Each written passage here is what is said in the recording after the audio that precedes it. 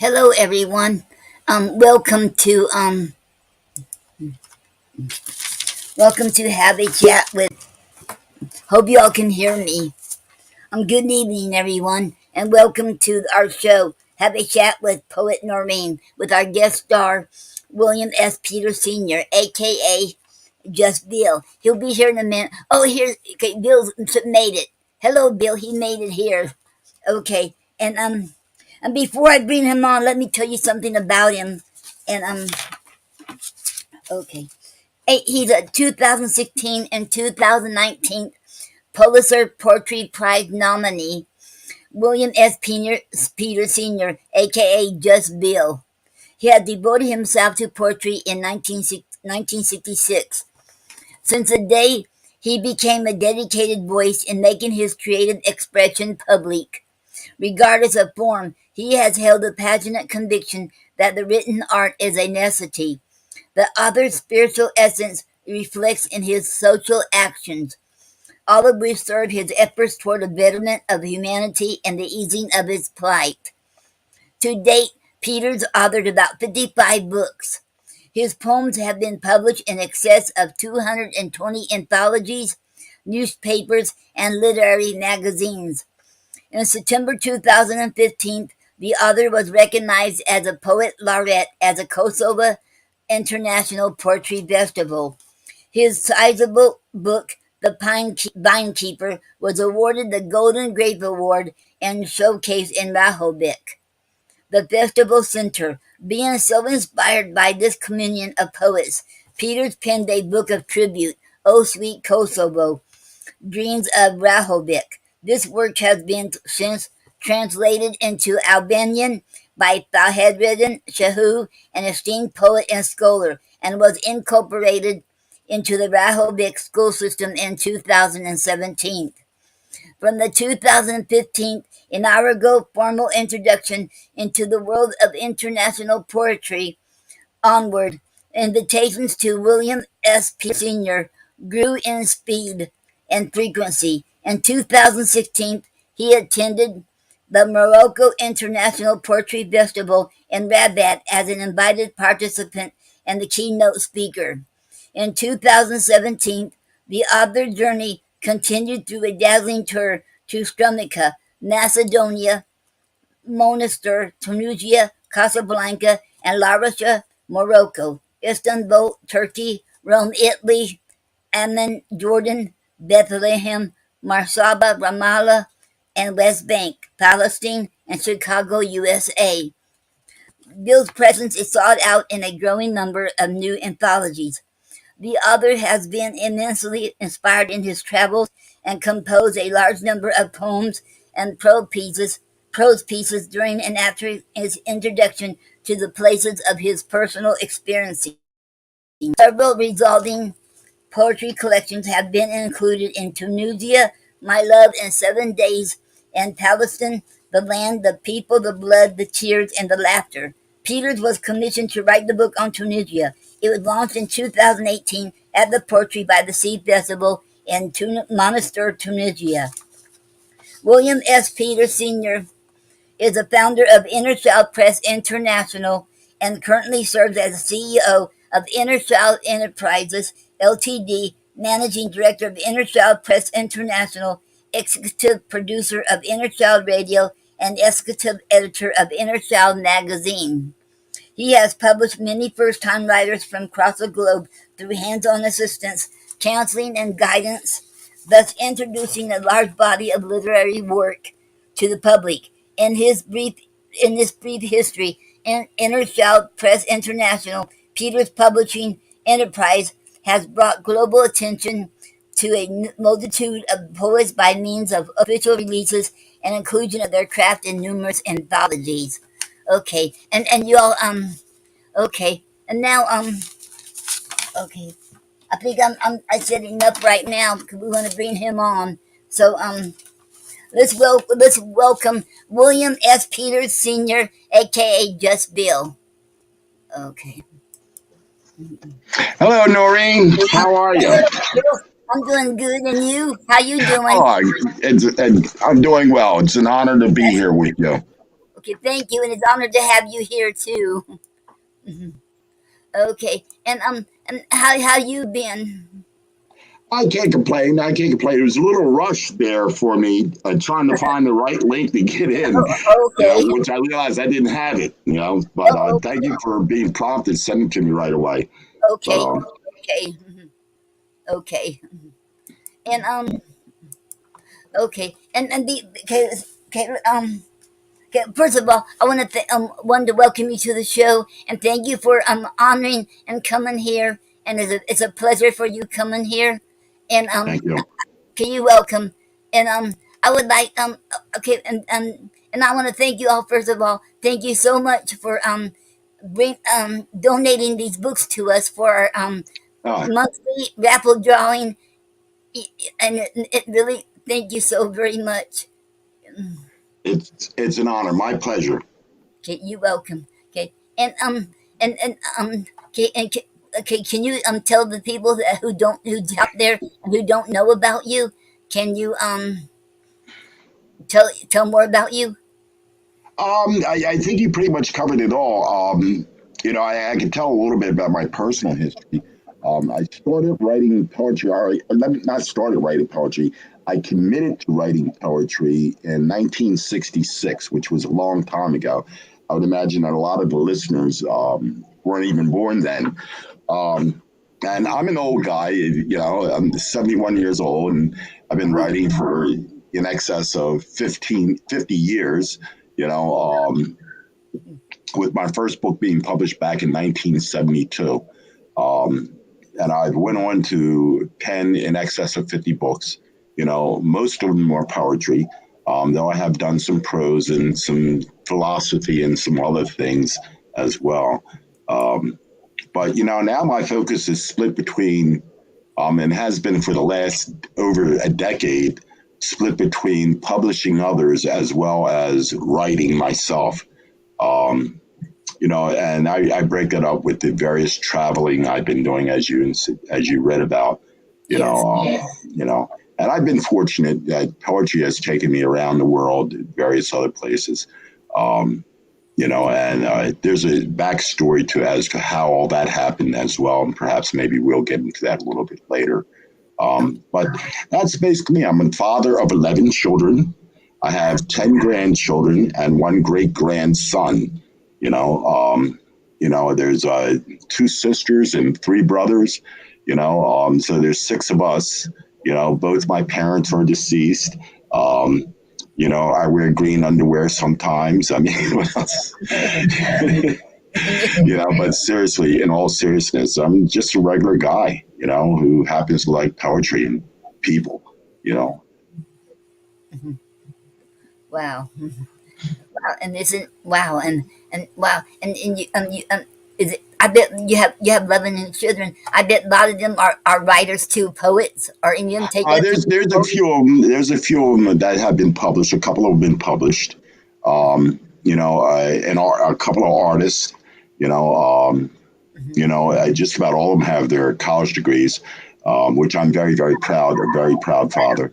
But it's 11 through two marriages, with my oldest being 52 years old. And my youngest being will be turning 22 this August. So there's a 30-year span between my children between the two marriages. So you know, Wow. um, Hmm. I know they got to be proud of you. They all have uh, to be proud of I you. don't know. I'm proud of them. I guess as a parent, I mean, I think as parents, Mhm. um, sometimes we lose touch, if you would, as to whether or not our children have any expectations of us or not. Yeah. But by the same token, it's up to us to carry ourselves, um, if you would, as an example in an integral way. With some semblance of morality, so that we act as beacons of light, to the children who are looking at us, our grandchildren, and also, acquaintances, neighbors, and people in the neighborhood, people online, or what have you. But it's very, very important for me to, Hmm. if you would, be an example, if I would, as a man should be, a father should be, or whatever. And I haven't always been that, but the older I get, the more important that has become. Yeah. Hmm. Wow. Okay. And okay, I do have some. Okay. Well, tell us. Okay, you're the CEO and the founder of Inner Child Press. How did that Yeah. come about? Well, at the time that it originated, I was living out in Utah at the time, and I just really didn't have anything to do. But I had been helping other people get published, formatting books and various other things, consulting and what have you, Hmm. for years before that, Hmm. including myself. Yeah. Um, and what happened was we did an anthology. I don't know if you remember Poetically Spoken, I you think so. know. Okay, Uh-huh. years ago, she had a radio show, so we did an anthology. I put together an anthology and solicited all the poets, and we put together an anthology called A Poetically Spoken Anthology. And so there's quite a few poets that are still around that are a part of that, Wow. including Nyla, as a matter of fact. You know, um, so we put that together, and one thing led to another, and someone else asked me to help them. So in May of 2011, I organized the publishing company, Inner Child Press. Inner Child predates that. We've had an organization called Inner Child since 2000, formerly since 2007. So this was a natural, because I was a writer and a poet, and we had Inner Child. It was kind of a natural progression, that wound up with an organization called Inner Child Press. And, from there, it's always been good intentions to do something significant or to add to something, in the people I associated with and the things I wrote about. And, so I guess you can call us, or the organization, to some degree, we're mild activists, because we look to bring awareness, as I think most poets do, look to bring awareness to issues, circumstances, humanity, and all this, the climate, as we're doing climate change right now. So there's a lot of things that we have worried. But back to your question, May of 2011 is when it was formally organized. Wow. Wow. You're doing an awesome job, Bill. It's an We're trying. We're yeah. trying. Yep. You know. Um. Okay. And of all the countries that you travel to, Mm. doing poetry festivals, which one stands out? Is the most unforgettable experience? And Well, that that's hard. I think all of them have their significance, and maybe perhaps this is where I'll tell you the backstory to how this all developed. And for those out there listening, um, of course, we poets and authors talk about book sales and things of that nature, but there are a lot of other advantages that came to me as a result of poetry, one which was a travel. But I want to tell the backstory because I want to give credence. You had mentioned his name in my bio. There's a gentleman by the name of Faradine Shehu, and he's from Rehovec, Kosovo. And back in 2011, when we were soliciting for our first volume of World Healing, World Peace, he submitted a poem for the volume, and he also sent me a manuscript called Pleroma's Dew. And this was in October of 2011. So I'm like, look, we don't just publish anybody. We charge for publishing, da da da da da. But come January of 2012, some spirit came over me and said, publish the book. So I did. That was, in 2012. So we published his book. So we became friends as a result of that. And then in 2015, and let me give a little background on him. He was a poet that his country, Kosovo, was sending him around the world as a goodwill ambassador, utilizing poetry as the olive branch. So in 2015, he organized his first international poetry festival. He invited me to come. So myself and Janet, we both went over there to the festival, had a great time. That's where my book was showcased, The Vine Keeper. And I won the Golden Grape Award, which was a hunk of gold in the shape of a grape, and I have it somewhere here. But when I was over there, so we had a really great time. I was awestruck because it was my first time, not traveling internationally, but my first time to Europe. It was just an amazing time. I met a whole bunch of poets from all over the world. And one particular poet I met, we shared a taxi back to the airport. His name was Nizar Sartawi. And he's a Palestinian gentleman, brother of mine, who resides in Jordan. So he was, I guess you could say, moved or impressed by me or my presence or what have you. And he, got me in to become a keynote speaker at the Morocco International Poetry Festival in 2016. Wow. So there in Morocco, I met a whole bunch of people, made a lot of friends to the point where I was Mr. Aziz Montasir.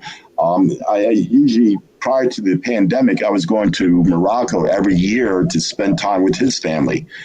But while there, I met a gentleman named Abdul Karim from Tunisia, and he invited me to his country. So the next year, 2016, I'm in Morocco. 2017, I'm now in Kosovo, Morocco, and Tunisia, and Jordan.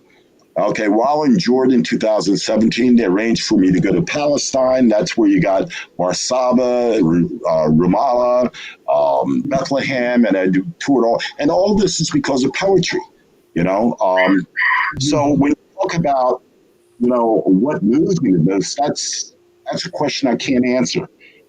I've been fortunate to have the opportunity to lecture about poetry at the University of Jordan in Amman. I was the keynote speaker at international poetry festivals, running workshops and things of that nature. So I've been very, very blessed. I was commissioned to write a book for the country of Tunisia, a poetry book, for the International Poetry Festival, and that's been translated to Arabic and is in their school system.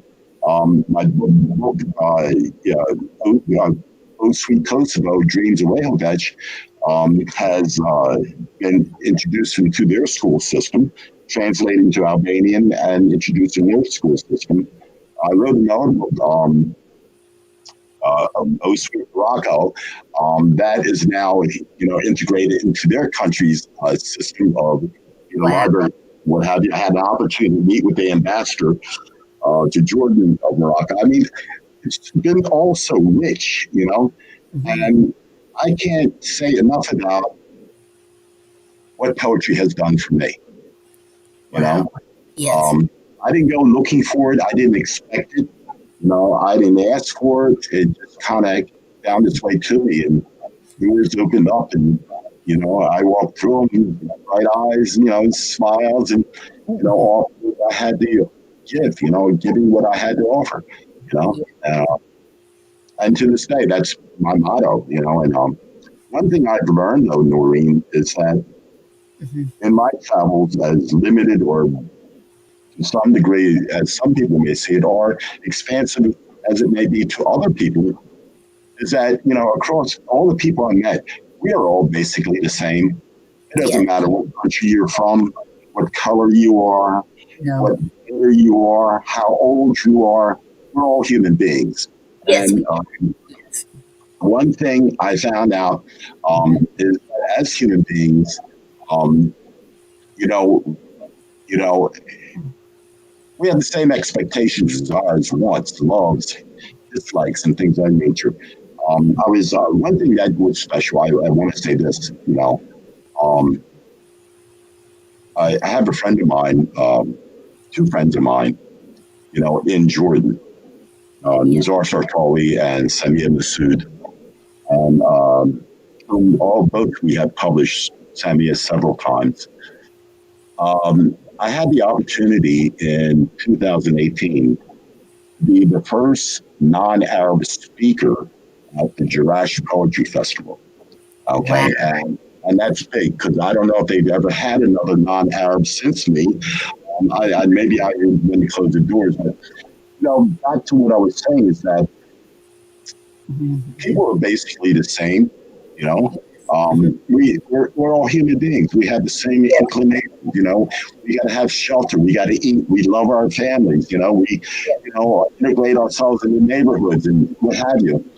And that has been the driving force spiritually for me, which translates to our company and all the people we deal with is that we want to bring an awareness, you know, and our company motto is building bridges of cultural understanding because culturally is where we get into this conflict, whether it's politics, religion, or things of that nature. Culturally is where we find the divide amongst each other. Whether we're a Democrat or Republican, whether we're a Jew, a Muslim, or a Christian, or a Buddhist. Those, and to be honest with you, I hate to say it, but I'm going to say it. All nonsense. It's all nonsense. It's all about control. So I like to label myself as an activist. Yeah. So we do things about world healing, world peace. It doesn't matter, Right. what color, what country you are from, Yeah. what religion. Peace is something we all can, enjoy. Yes. We're finishing up an anthology now about climate change. That's Yes. something that affects all of us.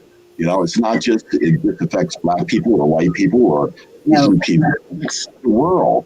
And there's only one world last time I checked, and we're Yes. the ones that want it. And if we don't take care of it or find some way to get along or whatever, we will write the ending to our own story, you know? Yes. It is. Would be. Yeah. Yes. And okay, and so what would you okay about the in are you working on another okay, you already said you're working on an anthology, you're doing it now, but are you doing another one now or Yeah, was we just finished. We just finished up. Kimberly Burnham just finished up the collection for the climate change anthology. We yes. just published in April, the beginning of this month, the World Healing, World Peace 2022 anthology. And like I said, climate anthology will be out the beginning of May. And then we have one particular project I'm really, really proud of. Um, and I'll tell you the backstory of that. Back in Okay. the end of 2012, Mm-hmm. excuse me, the end of 2013, I was Mm-hmm. talking with one of our mutual friends, Jamie Bond. Okay. Yes. And I was saying, Jamie, for 2014, I'm going to write a book every month. Okay. That's what I told her. She That says, I'll do it with you. So that was me and Jamie together saying whatever. And then somewhere along the line, another mutual friend, Gail, Weston Shazur, heard that and she jumped in. Okay. And then there was Sharif Abdul Sharif Abdul Rashid and various other folks, Joe Kerr and Albert Carrasco, and all these people kind of came together and we started producing, writing, a book a month, which is comprised of, originally is 5 poems, but 3 poems a month, our picture and our bio, and we have some guest poets. And we started doing that monthly in January of 2014. It was only supposed to be for a year, and we're still going. This is our ninth year now. We just published our 100th volume this month. And we publish it every single month and have been for 9 years, over 9 years. So that's one anthological project I am very proud of because we showcase poets from all over the world, as well as our core group, which we call the Poetry Posse. That's titled The Year of the Poet. If there's any poets out there that who wants to participate, can you tell them how they can participate in the book monthly? I know Oh, you yeah. already told me, and I need to do that still.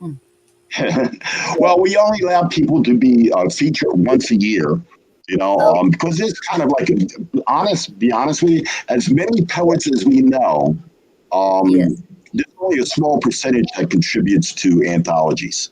You know, yes, I don't know whether they're ashamed of their writing. There's only a small percentage of poets and writers um, who publish books.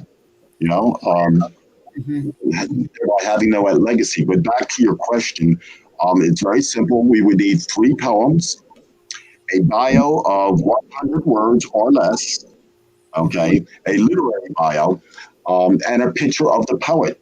And they would need to send that to yearofthepoet@gmail.com. That's yearofthepoet@gmail.com. And hmm, we'll line them up and schedule them for a feature. And unfortunately, we only feature 4 poets a month, okay, yes, each month. And we like to give everybody a chance. And right now right, we're through the summer, into the fall. So the thing is, first come first serve basis. yes, And like I said, there's some poets that are in there every year because they submit for every year. But we try to stay busy with the anthology. Um, thing. I think in year before last we did 5 anthologies that hmm, year, in addition to the Year of the Poet, which is another. So we did 17 anthologies altogether. You hmm, know, um, and this year we probably have a couple more going. With the first one being, this is our World Healing, World Peace year, which we do one every other year on the even number of years. We have climate change, and we're going to brainstorm for some more ideas. There's a couple of projects we're working on with other producers or other organizations. But stay tuned. On our website, which is Inner Child Press, there's a tab there called Anthologies, and our director of anthologies is Gail Western Shazur. And there's information about upcoming anthologies that have been published. This is the anthological market of all the anthologies we've published over the years. They're all still available. So, as far as anybody that's interested, www.innerchildpress.com. You can find out how to get published. You can find out how to participate in the anthologies. And you can also associate yourself or get to know a lot of the authors who have been published by us over the years. hmm. I want to say something. Years ago, Lady Peg. Well, she's the one who got me and Gary. Well, we met her. She was a host of the She was started the freedom of speech, but it's no longer there. She used to have the host, and she told us that every poet needs to be published. They need to have their book published. Every poet should be heard. And she's one who got me started in my first book. That I got Gary into it. And but Well, go ahead. I'm sorry. And then Lady Peg, well, some reason she gave up the freedom. Well, she couldn't afford it anymore, and she gave it up. And plus, later on, she should gave up poetry completely. And I want to say Mm-hmm. something to anybody: please don't ever give up. Your poet, don't give up everything. Don't ever give up. And she told us, Gary and I, never to not to. But she passed away since then, and it's a shame because she was an awesome poet, and she was an awesome artist, and so was her son. Mm-hmm. Yeah. Hmm. Well, such is life in the fact that I'm Yes. not going to be one to judge whether a person is a poet or not, or a good poet or not good poet. That's not my. That's not. That's out of my wheelhouse. Yes. I can't say what I like, what I don't like, but I can't say whether someone's good or not. But by Right. the same token, based on what she was saying, that everyone needs to be published, I would say yay and nay. But I'll give you this reasoning. I'm not saying that everybody doesn't need to be published, but I think each person should follow their inclination. But I will lend this to any practicing poet or writer is that, with publishing, you have an opportunity to provide and leave a legacy as to what your thoughts was, who you were as a person, who you loved, how you loved. Your humanity, all those particular things that we poets write about, you get to leave behind. You know, anything else is gone when you're gone. You become a memory. And after a while, you become a faint memory and a distant memory. But if you leave a book behind, there's Yes. always a possibility that someone may pick it up, read it, and be inspired. You know, Yes. Mhm. I have a little story, Noreen, if you don't mind, that Okay. about the impact of Mhm. books. I think as poets, we've all had the experience, or writers, we've all had the experience of someone coming, approaching us, and say, years ago you wrote this, and I was so moved by that, and I thank you for that. And there's more people reading us and reading what we offer than there are people commenting. Okay, on Facebook or various other media, Instagram or wherever. Mhm. But to exemplify the impact that our words have, I want to share with everybody this because we never know who we're going to touch or move. Right. There was a guy for 27 years. He read a poem by William Ernst Henley. Mhm. Okay, Mhm. and the title of the poem was Invictus. And he read this poem every day for 27 years. And one of the key lines out of that poem was, "I am the captain of my ship." We've Oh, all heard the term. yes. Okay, that was penned by William S. Henley. The guys, so this one guy read the poem. The guy's name was Nelson Mandela. He said Mhm. this poem was what kept him going, that and various other things. But this Mhm. poem was a large contributor as to what kept him going. So I say that this William S. Henley and Nelson Mandela did not know each other. Wow. William S. Henley lived, a couple of centuries before him. Yes. Mhm. But his words reached across time and affected a gentleman who had an effect on billions of people. Mhm. You know, that's powerful. Mhm. That's Yes. very powerful. To think that, to think that you wrote a poem and someone read it is an honor and a blessing. Yes, it is. Think that it could possibly change or alter or make a person think is Mhm. amazing. That I can write something that causes someone to consider, think, or change their way of life. Oh my God. I Mhm. didn't know we had that power as writers, but we do. Yes. We Mhm. have that particular power. I would say that maybe more of us need to exercise it, or Yes. more of us need to be reverent in reference to how great that power is, how great the power of the pen is. I think a lot of times we take it for granted. Mhm. Or a lot of times we get caught up in the egocentric aspects of, oh, look what I did, look what I did, look what I did. Okay, that's great. Um, Share Mhm. it, give it to people, give it to the world. We have an amazing power in that pen. My God, do we? You know, Yes. look how many years I've known you, Noreen. It's been a lot of years. Cause Yeah, it's over a yes, decade. But why? But why? Because of poetry. because of poetry. Because of the things we wrote and shared and spoke Yes. about on the radio. And I'll tell you one thing. This book here you gave us Gary and I as a gift. Oh sweet Kosovo. You touched Gary because he was in a rehab over there in Lake Wales. And when I told him this, he would let go of it. He should hold on to it. He hold on to it. Oh, Hey, That's my my name buddy. Rest in peace, my brother. is. Yeah, yeah, yeah. And that was the book that was translated into Albanian and put in Yes, the school system there in Kosovo. yes. And that came as a result of my friend Faradine Shehu inviting me to the poetry festival. Mhm, Hey, Ron Constantine. That's my buddy from Houston, yes. Galveston. Yeah, not Galveston, Abilene, Texas. He Glad to said see he was you still first here. in biology. Yeah. Yeah, as a matter of fact, I mentioned the first book that we published as a company, the Poetically Spoken Anthology. Ron did most of the artwork in that book. Wow. Yeah, Wow. yeah. Ron and I go back a long, long ways. We talk.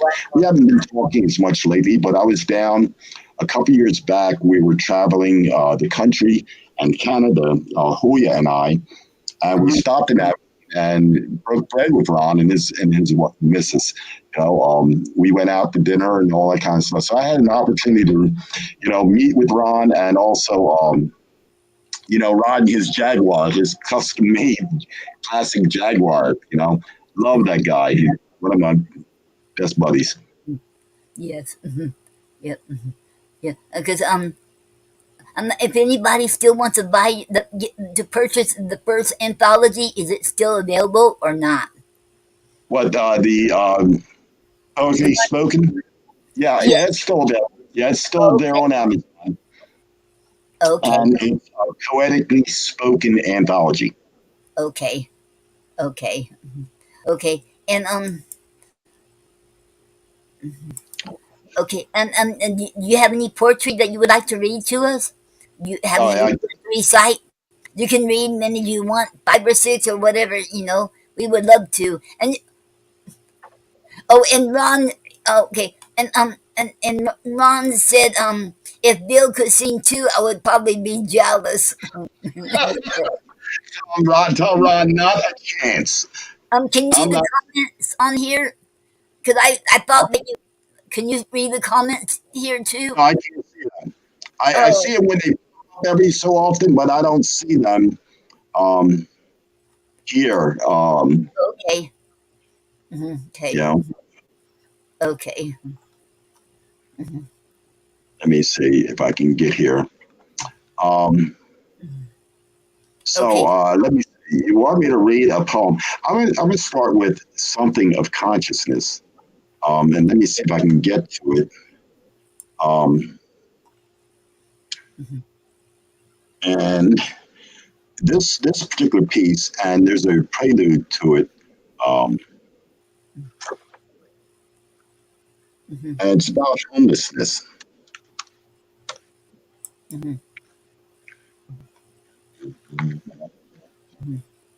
Mhm. Okay, so I'm going to actually read this whole thing, and a poem follows it, and it's a Okay. story, and the story speaks for itself. It's Okay. titled "A Homeless Story." Yesterday, I had the occasion to visit the city of Philadelphia. Upon getting off the train, I exited the station, and being hungry, I went to the hot dog cart and purchased myself a hot dog with sauerkraut and mustard and an apple juice. While walking down the main street, there was a homeless lady sitting in front of one of the department stores with a cup in her hand and a sign making her plea to humanity, making her plea to me, my humanity, or the absence thereof. I did notice her, and I insulated myself from feeling any empathy as I walked on by. Well, about 10 to 20 paces down the sidewalk, I reached in my pocket and pulled out a coined dollar, and I did a 180-degree turn, and I went and deposited the dollar into her cup.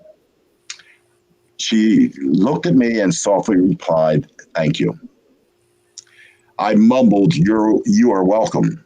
I was embarrassed to even face myself and the universe over $1. Just $1 allowed me to be blessed. And as I was walking away, I realized how much I have been blessed to come to this realization about myself. We can make a difference, even if it's a small one. Many of us saunter through our lives, our life paths, dumbed down, callous, indifferent to the world and its conditions around us daily. We hear the voices within us, albeit the voice of empathy, compassion, or love for our world and our brothers and sisters who co-inhabit this world with us. Yet we somehow manage to silence those voices, thereby doing damage to ourselves and thus retard our own awakening. This one incident for me reaffirmed how far I have yet to go as a human being. For I too am susceptible to those errant voices of reasonable darkness that isolates me from the potential beauties of self and the world around me, found in the simple word given to me as a gift from this lady sitting in front of the department store in the city of Philadelphia. She simply said to me, "Thank you. That was a wonderful gift." And here's the poem. Okay. Yes, he was homeless, is the title. He sat on the sidewalk near the corner by the bus stop where the passengers would pass him by. He was struck in a convoluted vortex between despair and hope, not necessarily of his own being. He was just looking for a way to cope with that invisible rope around the neck of his dead dreams.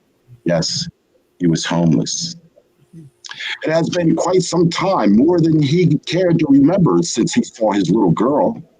Yes, she and his family was his world, but she probably was not little anymore. It has been so many years, so many tears, and all the fears he once embraced have now fled, for all that he once prized has been bled from his prideful grasp right before his eyes, his family, his home, and now he is destined to roam these streets, these empty streets of continuing anguish. Yes, he was homeless. As he spends his days in his own chosen ways, he has never held out his hand to beg. Though his life was out of hand, there was still resided an uncertain pride and dignity, his humanity, with a somewhat suspect certainty. Yes, he was homeless. In spite of himself, he tried and would not allow his noble spirit to be denied. Yes, he defied the indifference of his suffering and perhaps the societal expectations that told him to just give up on life, to just become a part of the collection of statistics and roll over and die. But he died for more. Yes, he was homeless. Somewhere buried deeply in his heart, there lived something warm, and it was all his alone. He found this quite special. It was the only thing left. Yes, it was his alone, and it could not be taken nor forsaken. But yes, he was homeless. There were pictures there he prized. He held them forever in his inner eye, embraced them, saw his face in them. There were pictures of a white picket fence with a gate that somehow he believed would alter his fate as it led to a brighter day, and this night would dissipate and become sunshine once again, and then he could brightly, nightly embrace his joy of expectation but one more time. Mhm. In the same vision, he saw sidewalks, but the only apparent purpose they served was for little red wagons, hopscotch, and skates, and the endless smiles and sunshine upon the faces of the children and such. A place where he could touch, a place in space not forgotten. And though he was homeless, he still had a heart and his sanity. And this heart was the home of his humanity. Although he was homeless, he still was so much more than that man at the bus stop. And though he was just was that man on the sidewalk of our city homeless, it is not a pity one should give. Perhaps a meal, your heart, a gesture, a smile. Stop and take some time and converse for a while. Share your humanity, share your heart, for therein resides the home of us all. But yes, he was homeless. And that's that piece, Noreen. Wow, that is phenomenal. Thank you. Yeah. Okay. Okay. Wow, I like that. You know. Thank you. Okay. And do you have some more poetry you would like to read, or still? Or Yeah, how about I sing? I Ron need said, "Did you could you sing?" Ron needs to stop. That's Ron. Ron's always messing with me. You know, Okay. Okay. Ron's a singer. Tell Ron it's bad enough I got to sit up and listen to him when he calls me up and wants to sing. You know. Yeah. Okay, I'm gonna read one. I'm gonna read one. Mhm, The first one mhm. from my book, Notes on the Coffee Table. I think you have a copy of this. Okay, Um, Notes on the Coffee Table. no, I don't. Um, I don't think I have a copy of that one. Notes from the copy okay, table. I sent No. you Notes on the Coffee Table. I'll send you one.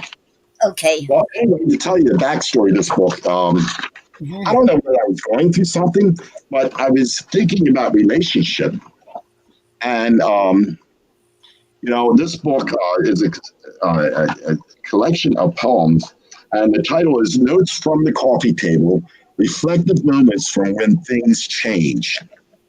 Wow. And it's about relationship, the things that we go through with people, in personal relationships.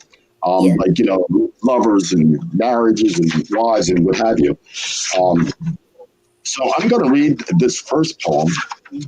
um, and they're actually a couple are titled, but they're usually like note one, note two, note three. Okay, and this is the first note from the coffee table. Okay. Mhm, I woke up this morning yawning as usual with the dawning light. mhm, The bright sun was beaming through our window, making the call to begin the tasks of the day. mhm. I rolled over to where my lover, should have been, and she was not there. I thought nothing of it. Perhaps she was in the bathroom or the kitchen, making ready to do her daily thing, love me, loving me, and me loving her. I did detect the aroma of coffee wafting through the air, and my face wrinkled with an expectation of seeing her again, her face, as I kissed her lips and embraced her hips, as I drew her into my space. I held that vision of we two in the kitchen and that first sip of coffee and a cigarette. I went to the bathroom, brushed my teeth, washed my face, and I took, flashed, flushed the toilet and exited and made my way to where she would be, the kitchen. My lover was nowhere to be found, but I did smell those fresh grounds steaming as the sun was beaming through our kitchen window. I wondered, where has my love gone? I poured myself a cup, doctored it with sugar and cream. As the steam tickled my nostrils, I took a sip, lit me a cigarette, and puffed and inhaled inside. I went to the living room, the room where we lived out most of our days together. I sat on the couch, grabbed the Daily News, and I noticed a neatly folded paper sitting there waiting for me to investigate what it was and what it had to say. I started to dismiss it, but I could not resist it. So I picked it up, and this is what it said. Mhm. My dear love, this morning I have awakened before you instead of with you. I have missed out on our early morning greetings and our session of love, but I did make you some fresh coffee.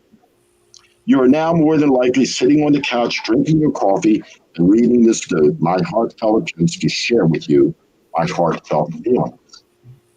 As much as I would love to be with you in these cherishable moments of a new day, our new day, I am not. I'm embracing a new way of my own. Yes, I have awakened this day. I have come to an epiphanic realization that I want more. I will not be forsaking the potentials of what I may become. I want more things to explore. Why my soul no longer sings of its joy during our routinous rehearsals of the same old songs we both know all too well. I long to be known again, to in love like a young schoolgirl on her first date. And of late, all I can think of is possibilities of what else I may be missing. Life is short. That is what I have seen. This is not to say I do not love you, for I do, deeper than I have ever loved another. And you gave it back to me more than I have ever been loved before.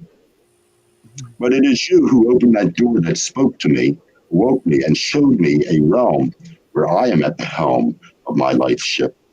And I thank you. Truly, I do. But today I have awakened and I saw the sunshine. Yes, the same old sun we see every day. And I wanted to go out and play in the fields of life and feel the life of joy I have yet to experience. And I know you do understand.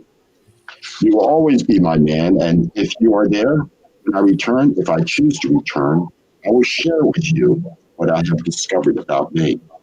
And perhaps we can uncover a greater possibility of what we may become as one love. Wow. And in closing, I am supposing that there's a smile in your heart as I impart to you what my soul is saying and speaking to me. And finally, I would like to thank you for reading this note on the coffee table. I love you. Wow. Wow. That book is, I guess, about 100 pages. Yeah, just a little bit over 100 pages. And I wrote that the whole book. It has about, it was like a poem for over that encompassed a 30-day period. But I wrote the book in 8 days, because the inspiration was coming to me. And I just can't, when I start writing, I just can't stop.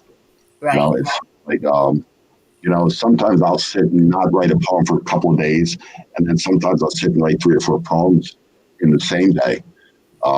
There was a time, Noreen, after my beloved wife passed, the mother of my children passed in 2016, and I Mhm. had a hard time of it. And poetry saved me, Yeah. because my grieving was in the form of writing poetry. You know, um, Mm.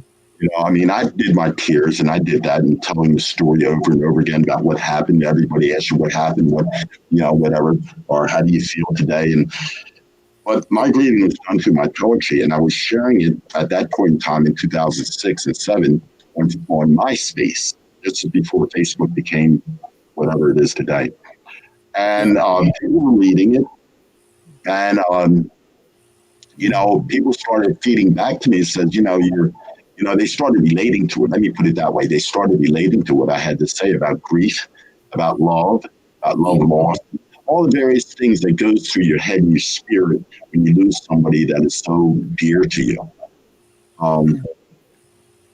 so, all that to say is that Mhm. when in terms of this book, Love from the Coffee Table, um, all that Mhm. becomes a part of it. And I lost my train of thought, so forgive me, I'm old, you know. But Mhm. you know, I, Mhm. I got caught up with this. But anyway, that's what inspired Notes from the Coffee Table, just reflecting over that. And as I said, poetry has been the cathartic. It's been the great mediator of my grief, and I'm thankful for it. And there were times back in 2006 and 2007, I was writing 20 and 30 poems a day. As a matter Wow. of fact, my space was shutting me down. They shut me down so I was posting too much a couple of Wow. times. Wow. Wow. That's the only time I've heard that statement. Wow. Okay. Mhm. Mhm. Okay. Mhm. Anyway, Mhm. I got a lot on Facebook now that I'm writing and saying too much. I just got out of Facebook jail a couple of days or yesterday. You know, uh, Yep. Mhm. but anyway, it is what it is. Yes. Mhm. Mhm. Yeah, yeah, yeah. But with that being said, I just insinuated. This poem is like one of my favorites, um, and and I'm sure that the other people have other ones. But like I have such a huge volume of work, Noreen, in all honesty, that Wow. it's Mhm. difficult for me to remember. Um, which ones are significant. But this one here is very special to me. This Mhm. particular poem, and this one talks briefly about the relationship between me as a father and theoretically one of my sons. And this is after my wife passed. Okay, Mhm. and this poem Mhm. is titled "Every Saturday." Okay, Mhm. my son and I awakened that Saturday morning. The sun was bright. It was a lovely spring day. We brushed our teeth, washed our face, and as we prepared for our weekly visit to the market, needless to say, he was so excited. We both were. We dressed in a sort of reverent appreciation for life. A warm silence permeated the air, and we could hear our own hearts beating with anticipation. We exited the house that morning about 10 o'clock. The birds were singing while digging in the lush green lawns, looking for brunch, I guess, just as they did every Saturday morning when we went about our quest to the market. Yes, my son and I were on a mission. We had things to do, brown bags to fill with edible discoveries of the day. We jumped in the car, I turned the key, which cranked the engine, and my son, he asked if he could drive. I smiled as I did every other Saturday, and I replied, "One day soon, son." He looked at me with a twinkle in his eye and he said, "Okay, Daddy, cool." I chuckled as we buckled our seatbelts. We pulled out of the driveway.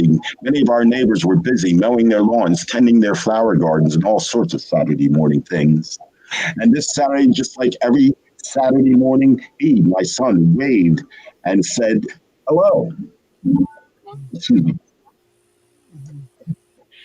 He, my son, waved and said hello to them all and told them we're on our way to the mall. I softly looked at him in love and I accepted his perspective in silence as I do every Saturday. We arrived at the market and he actually bounced in the car in his seat while I parked it. When we came to a stop, he hurried, unbuckled his belt, and I chuckled for I felt his glee all in me.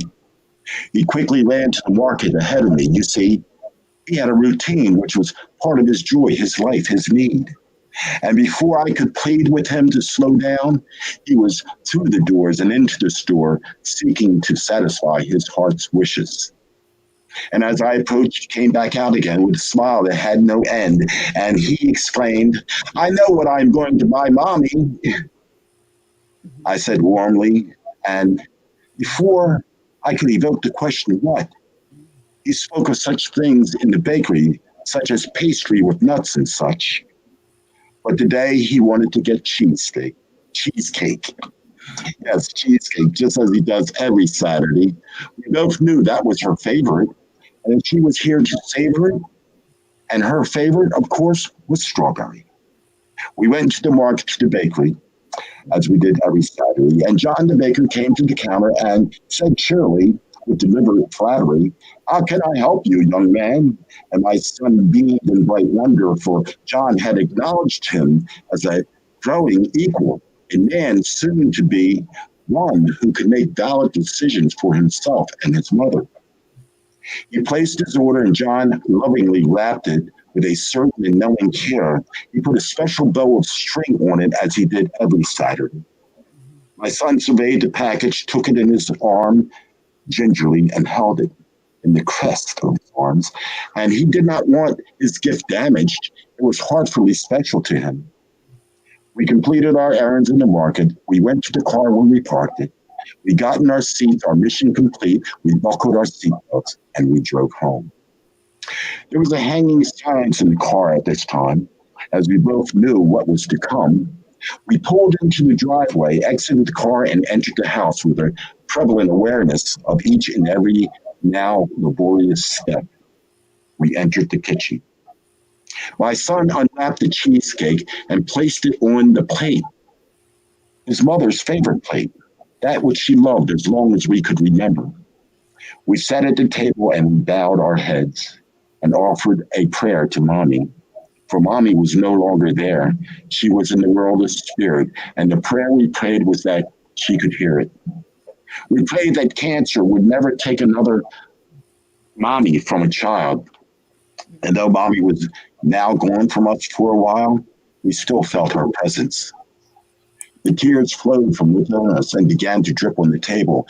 And in knowing silence that Mommy was not dead, we grabbed a napkin and wiped our eyes as we did every Saturday. We realized just how much she still means to us. We gave thanks. And my son, the coming man, did understand something quite profound that grounded him. And that was that through it all, we must continue to answer the call every Saturday, every day, for Mommy, for God, for us, for love prevails every day. every Saturday. That's that piece. Wow. Wow, that is beautiful. Thank you. You're welcome. That one's very special to me because of what it's about, the subject matter. Um, and I guess every time I read it, there's kind of a call for reconciliation because there are not necessarily raw, but there's still that Hmm. in me. You know what I mean? Yes. Um, I guess that's weird. But so where do we go from here? Poetry. Hmm. God, Noreen, I have so much poetry. Hmm. Let's say maybe someone else can suggest. Okay.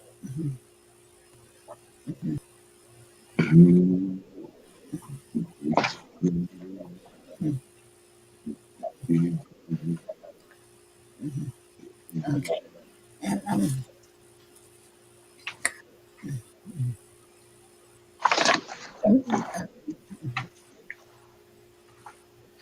I'm a, mhm. you were saying something? Oh no, go ahead. Mhm. Okay, you know what? I didn't. I should have prepared to have poetry available to read, and I did not. But so I'm going to read um, my poem from this year's volume of World Healing, World Peace. And Mhm. let me see if I can find it. Okay. Drown. Mhm. Mhm. Mhm. Mhm.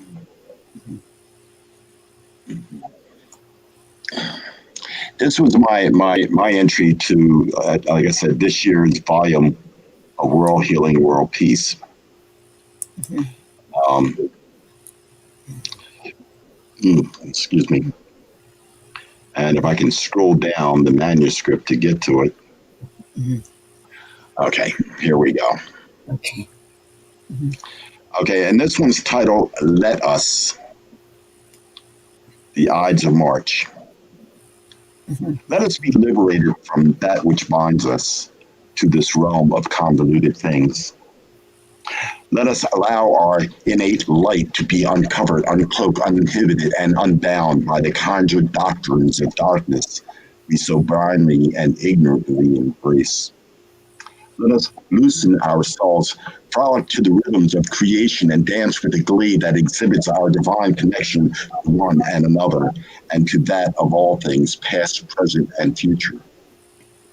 Let us embrace each other and the possibilities of what we may become, while in remembrance of where we have come from.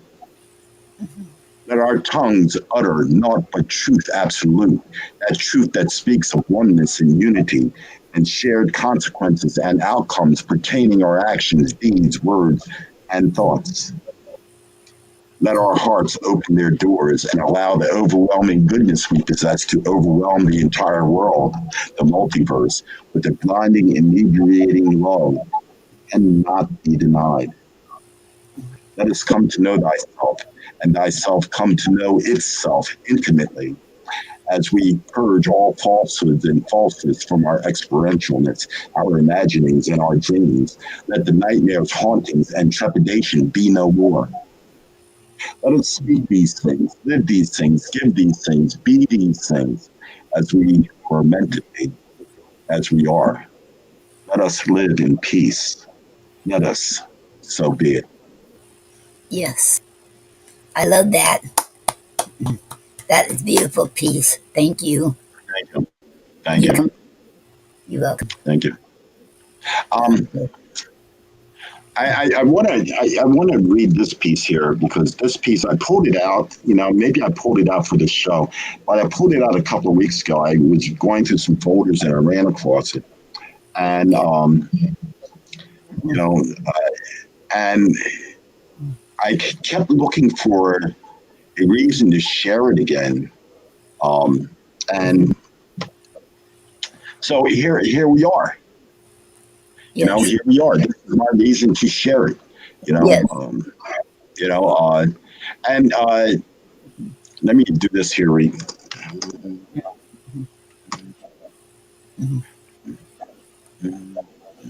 Okay, so anyway, this poem I want to dedicate it to. I mean, I am very, very blessed that I have it and always have had a lot of people in my corner, rooting for me, looking out for me, taking care of me, advising me or whatever. But this one particular person is actually my namesake. It is my son. He's my junior, William S. Peters Jr. Um, and spiritually, he has been, I'm not going to say a crutch, but that forward, definite spirit that I can lean on. And just kind of give you some background as to why I'm kind of hedging with the words. Um, we had 8 children together, my late wife and I. She passed in 2006. And, the children and I became dysfunctional, okay, because mommy was the go to, and consequently, um, throughout it all, the one child that's been there by my side for the most part has been my son. You know, um, he's been trying to be the peacemaker. He's been the loving person, the understanding one, Wow. and whatever. And I call him Billy. That was the name I grew up on, Billy. This is the name of the piece, and I'm not going to go into any more explanation, but the piece speaks for itself. And I like to dedicate this to my beloved son, my namesake, William Spencer Peters Jr., Billy. And there's the premise. It says, there are times when the relationship between a parent and child become estranged. Though we may perceive a void betwixt ourselves and them, it does not affect the love and admiration you have for them. Most time the love deepens prolifically. I love my sons and my daughters as well, more than my mere words may be able to express. Fortunately, I am a poet. So now and then I am compelled to do so via my verse. This poem is about my eldest son, William Spencer Peters Jr., and it's titled Billy. He was 18 when you left us, and 19 was a mere month and 19 days down the street. He has been the glue for us when I could not be, and I am sorry that you missed seeing his maturation, but maybe you did not. Now at 27, which incidentally he's 34 now, now at 27, he is truly a man to be admired, and he still has that loving heart. You did well. He says he is to be married in 2017, but he has already started making his own way, his own family, defining his life with a certain nobility, standing on his own 2 feet. He likes to be called William these days, and I humbly smile, for it is a good name. I know how much he misses you, if it is anything like I feel. Some days are painfully reflective, but those are comfortably warm, for we did at one time have each other, didn't we? Being the first son is always a gift to me, as are all of our fruit from you, for us, for the world. And he sets a fine example for the 2 younger boys. All the girls are endeared to him, his sisters, nieces, and whoever else knows him. Like I said earlier, he has your heart, which that alone makes him so special to me. He is my son, Billy. And Wow. that's for you. Yeah. Wow. That's a beautiful poem for your son. Thank you Wow. You much. welcome. Yeah. Thank you so much. Yeah, he's um special, he's very, very special. Um, Wow. you know. So let's see. I have another favorite poem. Okay. Mm, You're It's very titled you're a very phenomenal poet. You're just awesome. Oh, I only wish you know what, Noreen, when we talk about poetry, um, Mhm. I poetry as and I'm afraid of jinxing myself, but I don't care. Poetry's always come easy for me. Um, Mhm. my challenge is not to become stale Yes. and word craft. I love words. I love language. Oh God, I love words. Yes. Oh yeah, I tell you. And I love crafting thought in unconventional ways. I love the idea that through words we can deliver inspiring lines or thoughts, or maybe even sometimes shake somebody to think, or what. That's a I talked about it earlier. That's a power that we take for granted, Yeah. and the power of the pen is phenomenal. Now we can only get more people to read. We would be okay. Yes. Yes, we would. Yep.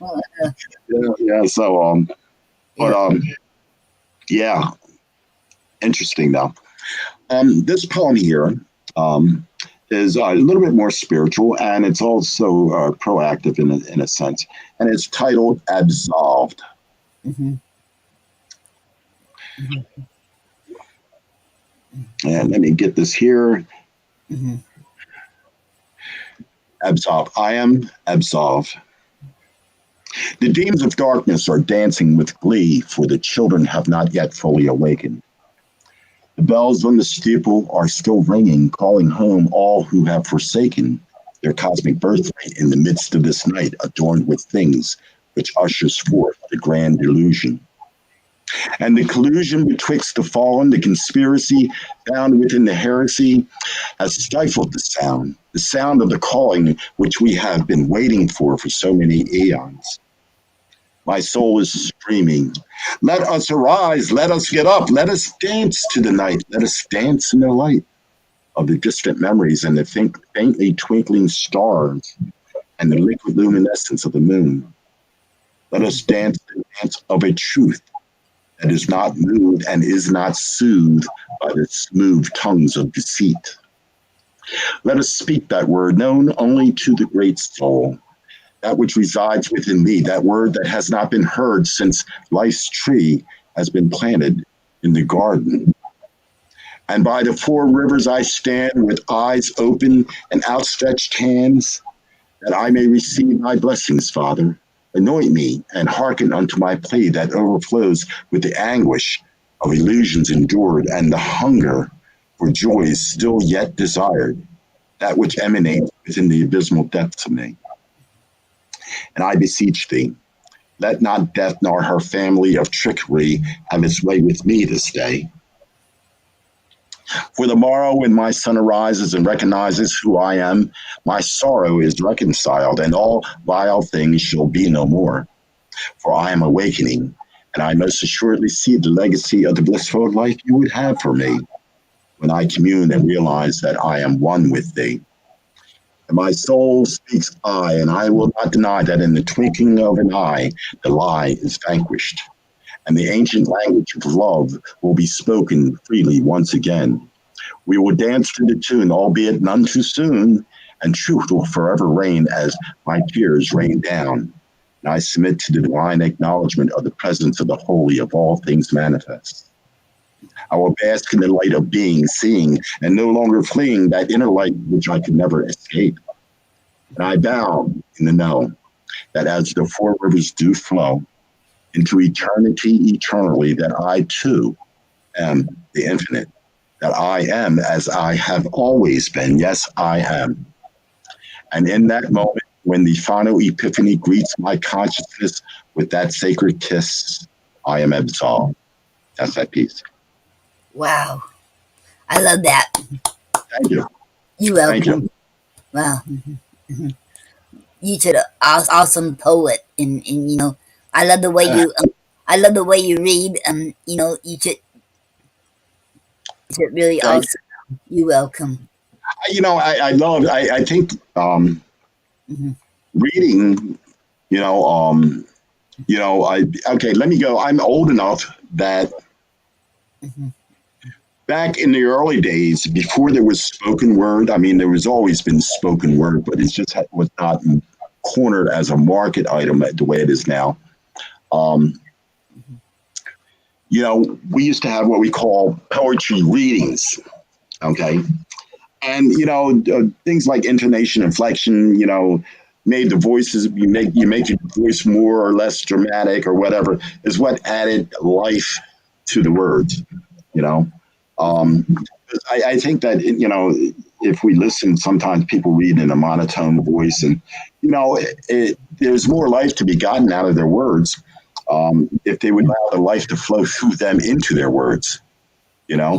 and that even goes with the writing as well. So, Yeah. um, so for me, it's like, I mean, I've done radio, as you know, I've done radio for quite a number of years. And, people always say, you have a decent speaking voice and all that kind of stuff. So I guess that maybe that comes through to some degree. But, you know, uh, there's a particular spirit that starts from the time you pick that pen up that is alive, and hopefully it flows into the ink and into the onto the paper for those that still write that way, or through your fingers to the keyboard, or whatever. Um, and I think we do justice if we allow that spirit to continue to flow freely when we read our work as well. Wow. Yes. Okay.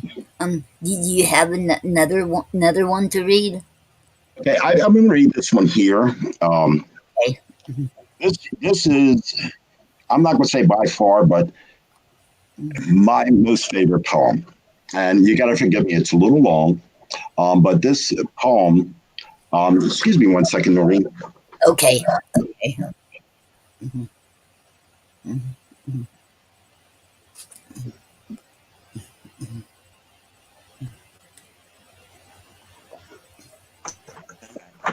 This particular poem mhm.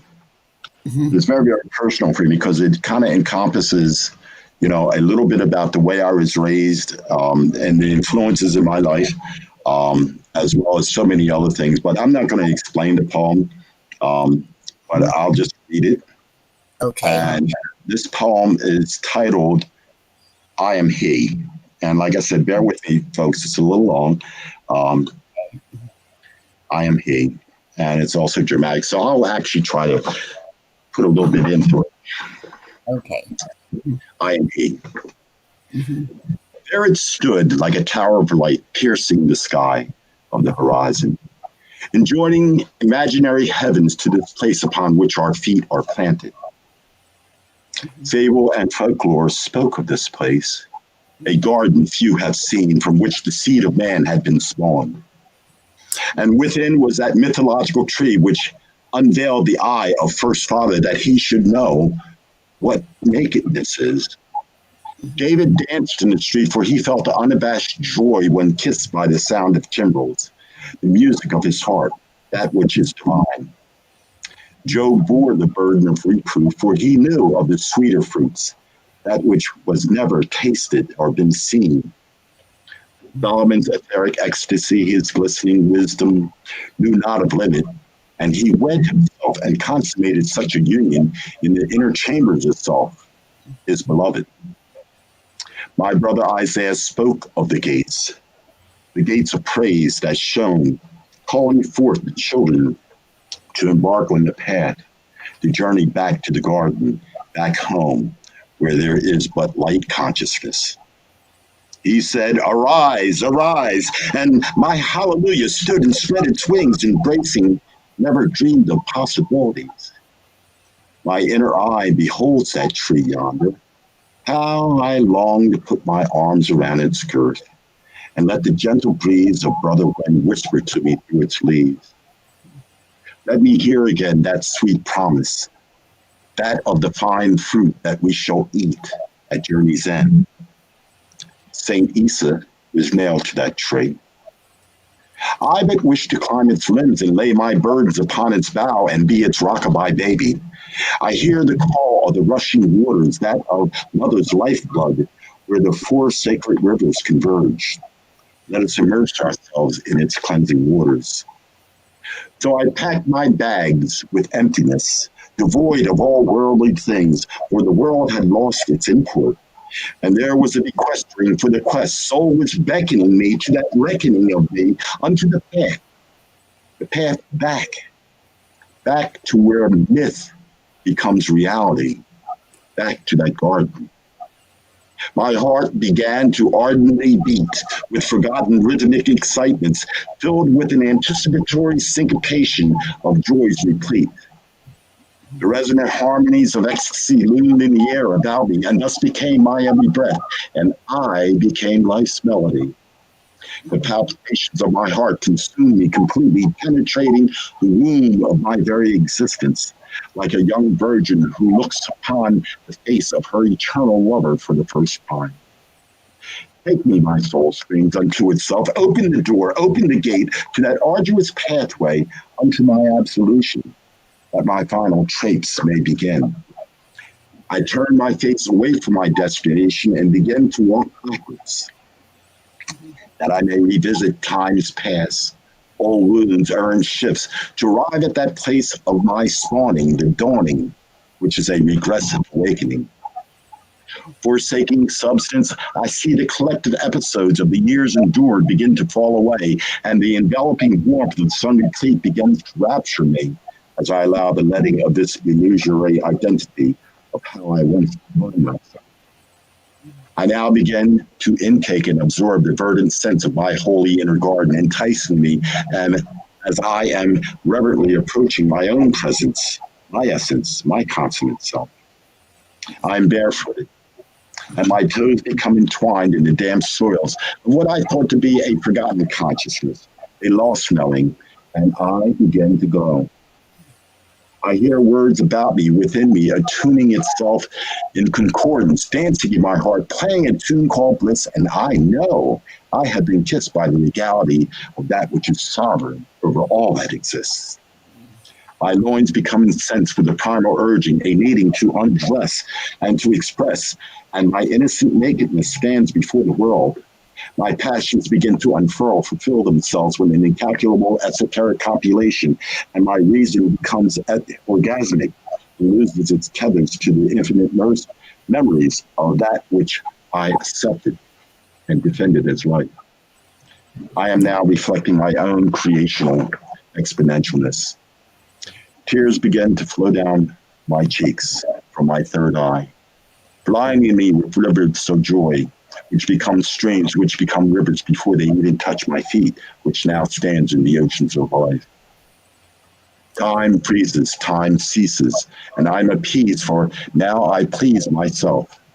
For reflective grandeur, I realize I am who I have always been.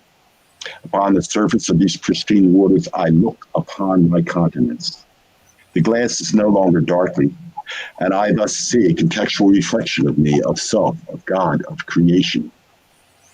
And there is but one solitary tower of light which enjoins heaven to earth, and I am he. That's that piece. Wow. Wow. I love that. Thank Thank you. you. Thank you. You're welcome. Wow. And that's my all-time favorite personal poem. You know, Wow. yeah. In a lot of areas, it seems egocentric, Yeah. and then it also is heavily reflective of my Christian upbringing. You know, with Yes. the references to David and Isaiah and Job, you know, and Saint Isa, which is Jesus. Um, those particular type of things. And in the end, the conclusion, addresses the fact that we can't blame the church, we can't blame each other, we can't blame our parents, we can't blame our friends, for the course our life takes. Right. That we are ultimately responsible for it. If we see we're on the wrong course, change it. If we Right. see that we're contributing nothing, empty your pockets and contribute. You know, so anyway, you can get me to start preaching because this is my pulpit. Poetry. Yeah. Wow. Is it? Wow.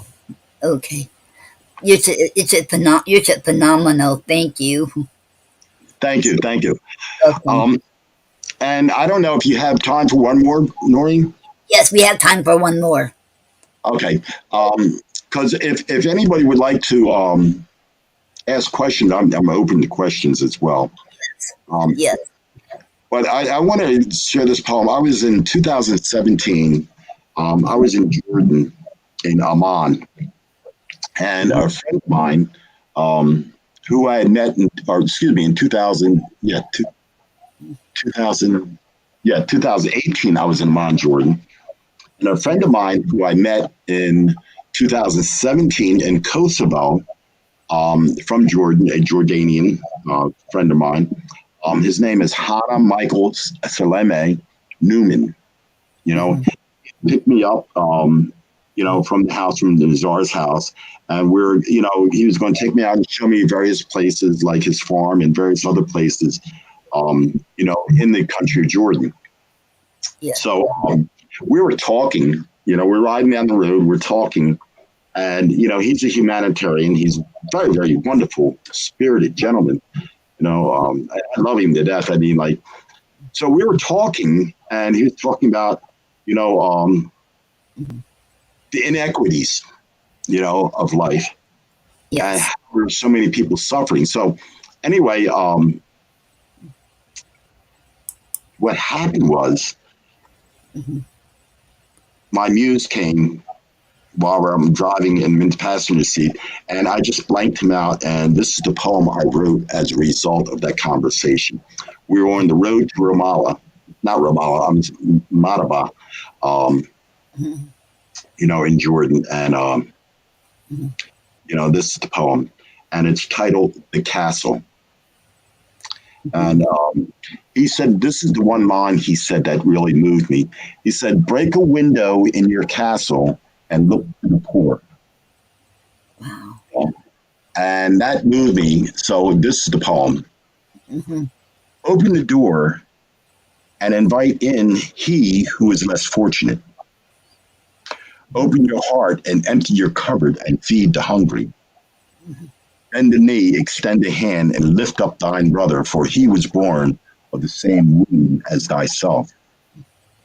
In your darkened closet, you have stored many riches, and you have hidden the key away, even from thine self. To what cause, dear one? Shall you hoard and entreat your God with the same gifts and favor he has given unto you freely? Gifts are forgiving. How shall you be blessed if you are not open to receive the bounty? You were anointed in the temple of life, and you cast off your humility to occupy a castle on high. Mhm. You go not out of your door day nor night, nor do you open the window to peer out beyond your own world, that which was made of finite imaginings. Will the things you have gathered give unto you eternal peace, or anguish yet to be born? I say, give, until your closet is empty. Dust the shells of your avarice clean, and then thy Creator will come to visit that purified heart and grace you with mercies abundant. So, my brother, my sister, break a window in your castle and look out upon the poor and see who has need and commence to feed them from your storehouse of plenty. And that's The Castle, inspired by my friend Hannah Michael Salome Newman. Wow. That is beautiful, and that is so true. Yeah, Wow. yeah. Yes. And with that, Noreen, I don't know if I ever said this publicly. I mean, I do say it to you, whatever, but I am so, we met many, many, many, many years ago, more than I can remember, but I know it's been over a decade.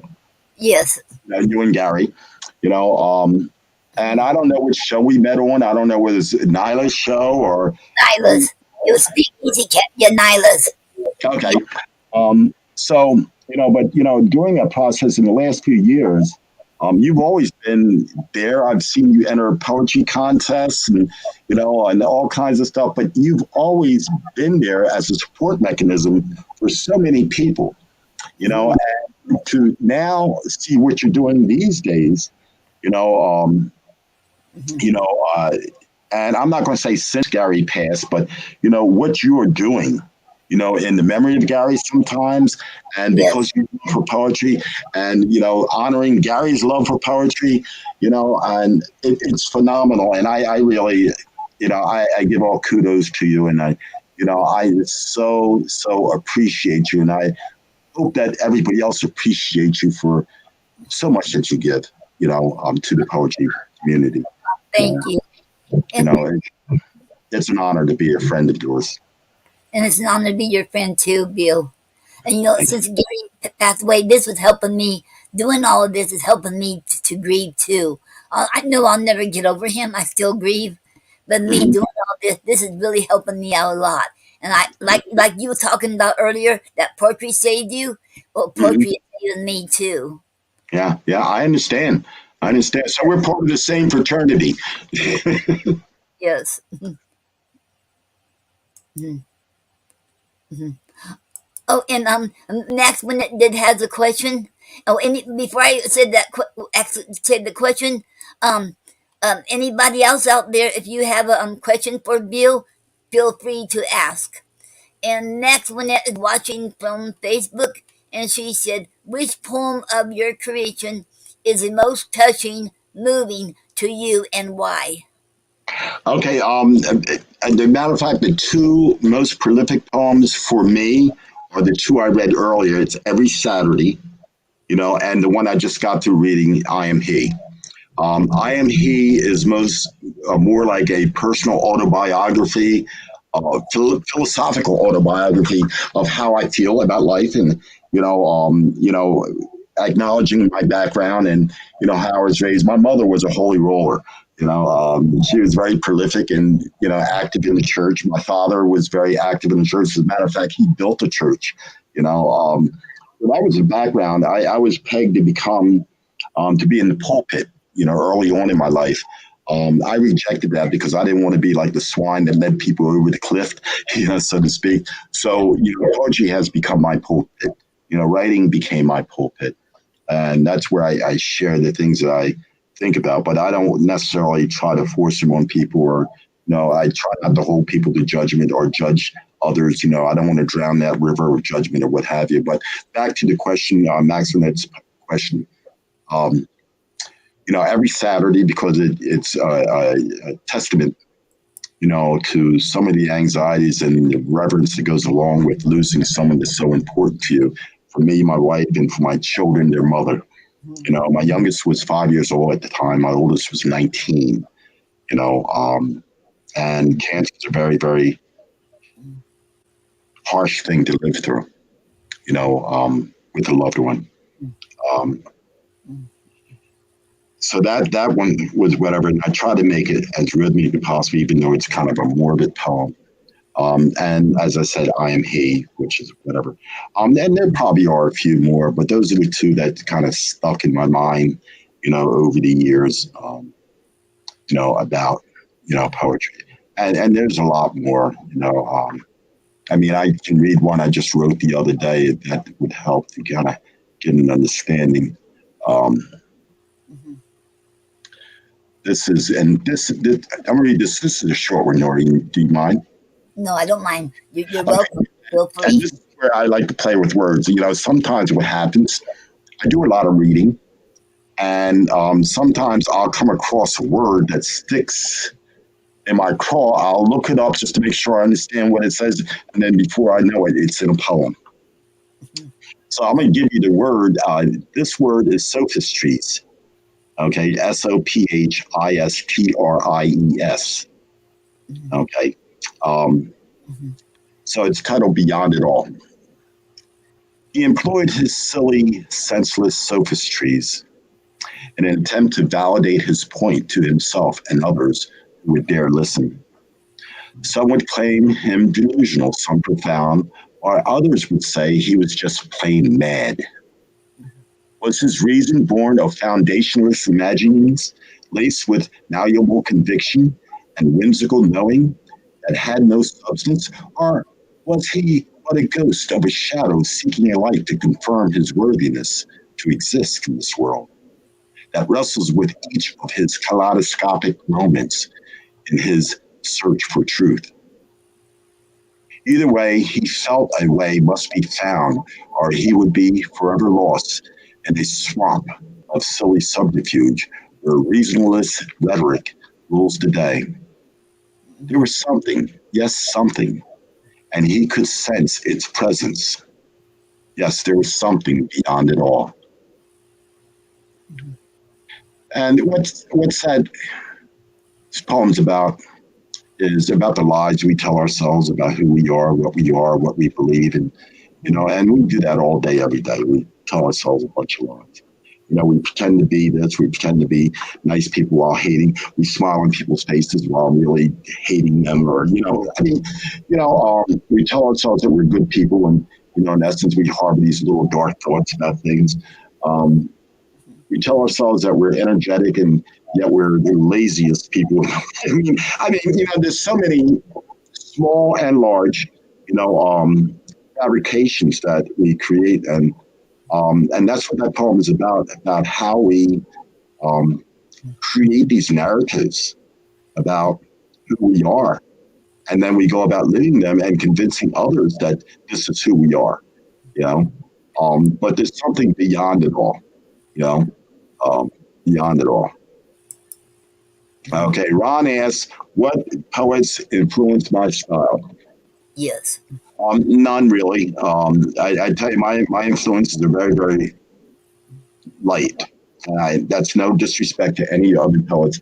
Um, but um, coming up, it was the Bible. It was Gil Scott Heron, okay, um, and then Khalil Gibran. Khalil Gibran. I'm a Hafiz fan.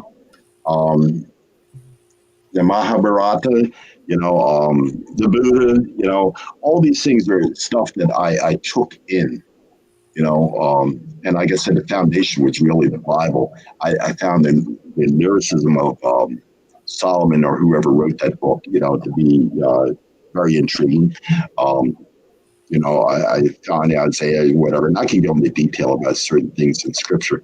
Um, but I'm no longer, in that vein of whatever. But at any rate, those were the primary inspirations for me. And then life, I'm a believer that wherever you look, if you're attuned, there's a poem waiting for you. I can look in a corner and there's a poem about that corner waiting to be interpreted and put on paper. The beautiful thing about that is if you wrote about that corner, other people could identify with that corner, and say, well, I never looked at it that way, or I kind of felt that same way too. So I mean, wherever you look, there's a poem waiting, whether it's a raindrop, you know um, or a frown on a child's face, or someone tripping on the sidewalk.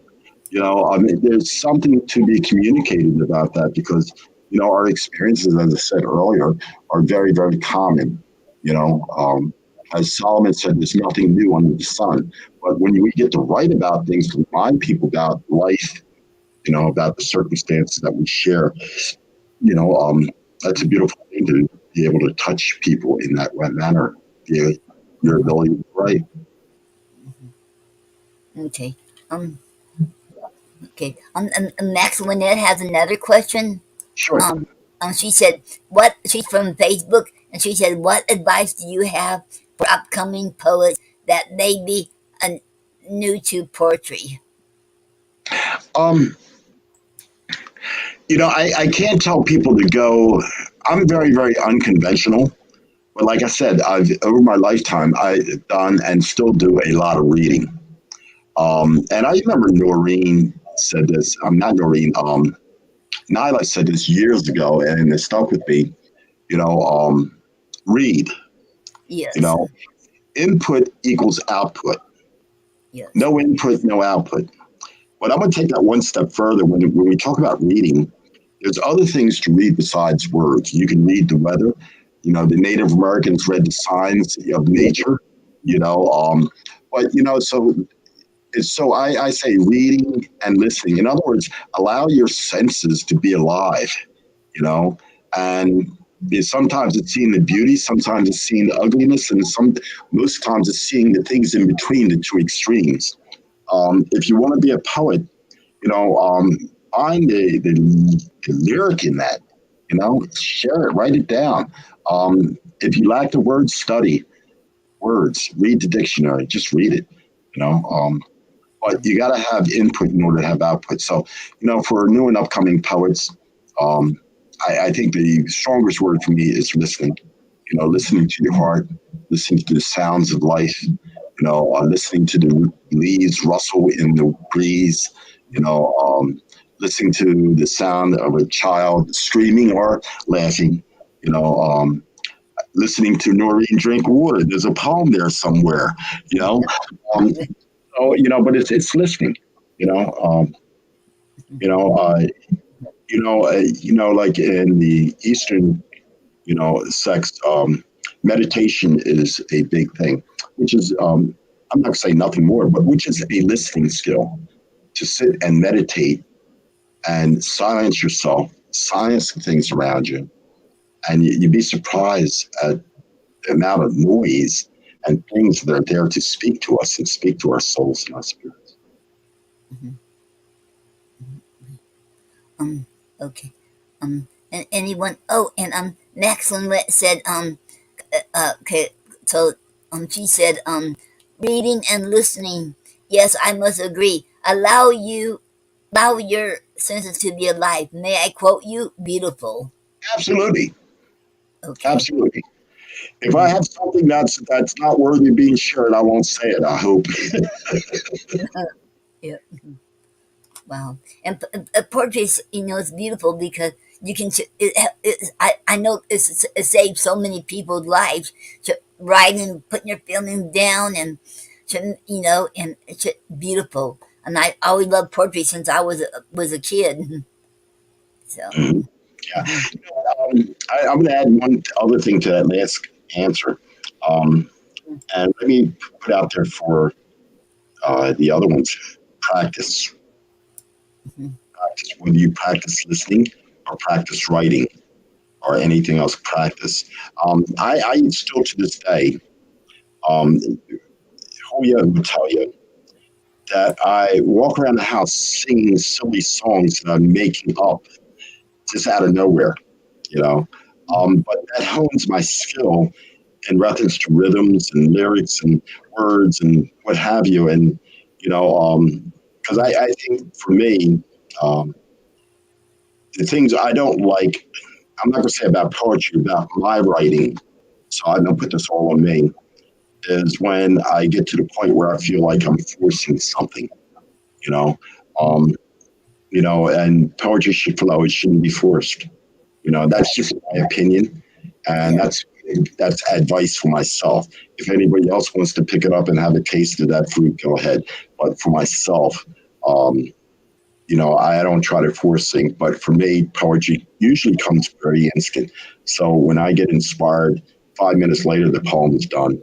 Then I send it off to my editor to have a look at it. She reads it, corrects it, and whatever. And I think another thing is in the construction of poetry, you don't always have somebody that can sound back to you, an objective person that can sound back to you what it is you're writing. Um, because people with their own personal perspectives can bring out things that you did not see about yourself or about your writing. You know, Right. um, I have people interpret my poetry, and I'm like, that's not what I meant, but wow, that's interesting what they see. You know, Yes. and I respect that. You know, Hmm. Yes. it's a shame we can't. The comments don't stay on this platform long enough to read them. Oh, okay. Oh, okay. I'll put because I have to. It wouldn't go up there if I don't. I thought they would go up there for you, but I had to do it myself. So I must not let it stay up there long enough. I'm sorry. They flash across the screen for a few seconds and then go away. You know, Oh, because it's my fault because I oh, had to no, put it up there. I'm sorry. I didn't know it oh, wasn't no long problem, no enough. problem. The last platform I was on like this was probably Block Talk Radio. Yes. Because Yes. Zoom has no commentary unless you're sending messages to each other, you know. Yes. And maybe if this do here. Oh, Mhm. you know what? My bad, my fault. Because I had my thing on private chat and I put it on comments, and there it is. Oh, okay. Okay. So So, that's something to learn about this particular platform. okay. And I You like this know. platform because I have not even go out because with Zoom I would go in and out. But with this, Okay, well, I've been staying on here, never got went out yet. So I like okay, StreamYard. that's good. That's good. Yes. And you know what? We would have been kicked off of Zoom because of the time period by now. So Yes. yeah. 'Cause, I don't think I have a time period for StreamYard, but on Hmm. Facebook, I think you have up to 8 hours. I think I can't remember. Okay. YouTube, I still can't remember about YouTube, but several hours. Well, it might be over 10, 12 hours or more, something like that. But we're Yeah. fine. So Ron Constantine, beware my kung fu. Yeah. Oh. Yeah. Yeah. Yeah. So, um, you know, so do you want me to read another poem, or um, should I just stick my finger in the book? This is eclectic verse. Okay. And yes. I think I sent this to you, Noreen. Oh, yes, that was for the books. Yeah, for the yeah, raffle drawing. Yes. Okay. So I'm going to stick my finger in, I just stuck my finger in the book, and page 130 is titled Thorns and Storms. She was Okay. as pretty as a blossoming rose at the height of the spring season, but her heart had thorns. Mhm. As beautiful as a rainbow after a warm summer's rain, yet her sky was adorned, still yet, with clouds that spoke of storms to come. Was it circumstances of the past that caused her anguish, her mistrust, her fear, her vitriol? Did she have doubts about her ability to love and be loved? She is like most of us, but we are the unspoken expressions of our silently soiled souls. For confronting truth is most times a daunting thing. So we pretend to be roses and rainbows and be damned the thorns and the storms. But we are afraid of love. Wow. Wow. I love that. Wow. Wow. Max and I, how many years I've been writing? Since 1966. 66 to 66, 66 to 16, I don't know, 55, 56 years. Wow. Yeah. And then somebody it says Facebook user um Hmm. it said Bill, are you code? Actually, am I cold? Yeah, I have. No, I'm actually hot. Maybe I should take this sweatshirt off. But I came from outside when it showed. I just never took it off because I was rushing to get here. But thank you for reminding me that I was hot. Not cold. Okay. But I always wear a hat, so Yeah. yeah, That's the way Gary was. He always wore a hat. yeah, He always yeah. said if he goes, if even in the house, and if he has to take his hat off, if he said it feels like he's naked, he had to have his hat on. I can understand that. I feel, I will not go outside without a hat because I don't care what time of year it is. Um, it makes me feel like I'm going to. Well, I do many times that I catch a cold. You know, Yes. you know, catch a cold. Yeah. Cause So I know that one day that we went to the hope I can say this, but Gary was in that the rehab. This is after he had the stroke. He was in Lake Wales, and I took him to the to the mall to get him away from there for a while, so we can have some good time together. And then we went to this one store. I said, you can get what you want. All of a sudden, he just started grabbing these hats. He had several hats. I said, yeah, okay. one time I had over 100 hats, and you can't wear them. I mean, and even right now, I have maybe about 20 or 30 hats, and I usually wear. I have these in a color theme. I have a blue one, I have a tan one, I have a gray one, I have a red one, and those are the ones I generally wear all the time. I do have a couple of dress hats, but Yes. but these are the ones because I'm usually knocked around like a plain guy anyway. So, Yes. Mhm. yeah, like Ron, Guy was indeed a man who wore many hats. Mhm. Yes. Okay. Thank. Um, I'm gonna read this last one, then I'm gonna let the people go, Noreen, because I guess Okay. people are not tired of me by now. I'm tired of me. Okay. But this Oh. one I wrote just a few days ago. Okay. Okay. And uh, and this is one of my fears about my poetry is, as I said earlier, becoming stale. Yes. Because I tend to put conviction in my poems, and most of the conviction I put include in my poems are really for me, to kind of keep me on the straight and narrow. But this one is called "The Mask: Fraudulent Ways and Means." Hmm. We paint pretty pictures, poignant, profound, pure, and perfect representations of what we are not. Hmm. Like storied senior astute thespians, we practice the craft of making it all believable to our audience and the common onlooker. Some wear makeup, some are costumed, while few braid themselves without device.